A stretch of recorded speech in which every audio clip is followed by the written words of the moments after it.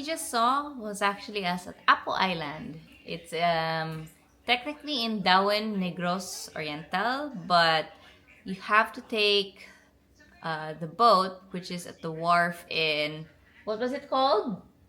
What? Asa gani ang wharf? Malatapay Wharf in Zamboanguita. But Zamboanguita town. the wharf is technically in Zamboanguita. So that's where you take the boat to get to Apo Island. So it's a very nice place. As you can see, we're very close to the turtles. But I wanted to quickly add this video in here to let you guys know. So for those who decide or plan to visit Apo Island, it's a very, very nice place. And what makes it even great is because people there are informed and educated to not touch the turtles. So you might be wondering, like in the videos, we're so close to the turtles and why the turtles don't fear people. It's because they kind of already know that people in Apo Island don't touch them.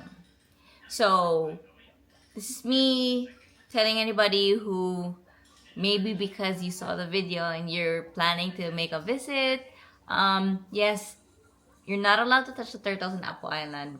And that's what makes the turtles come back on their own. So the turtles there naturally go to Apo Island every day.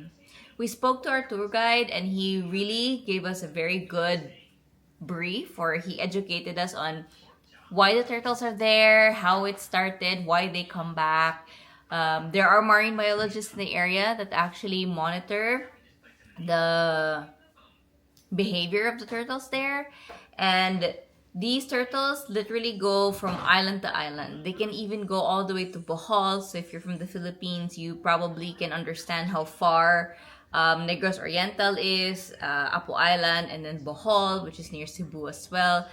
Close proximity, but they travel every day to Apo Island, and they do not have the same behavior that they do when they are in other islands. It's very amazing that way. So this is also my way of really telling you guys that please, when you decide to visit Apo Island, continue to protect the turtles by not touching them. That makes them want to come back.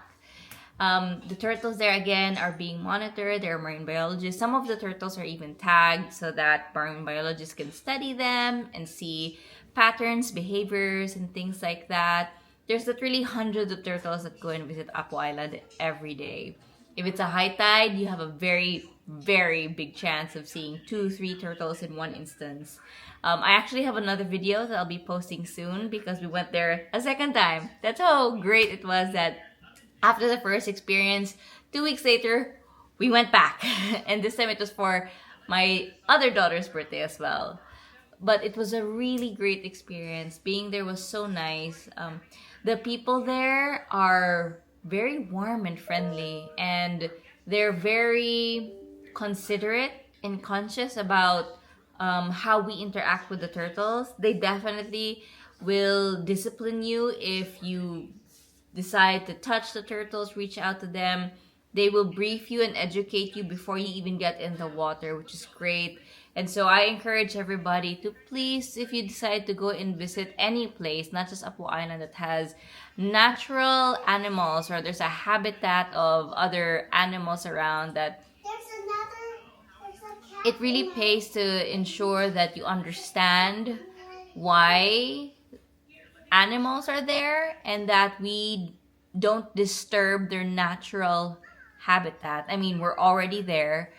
We are already disturbing, but because you want to have that experience, we at least try to respect the boundaries that's being set or how animals naturally are, so that we have more places like this. And that's also why I want to make this video.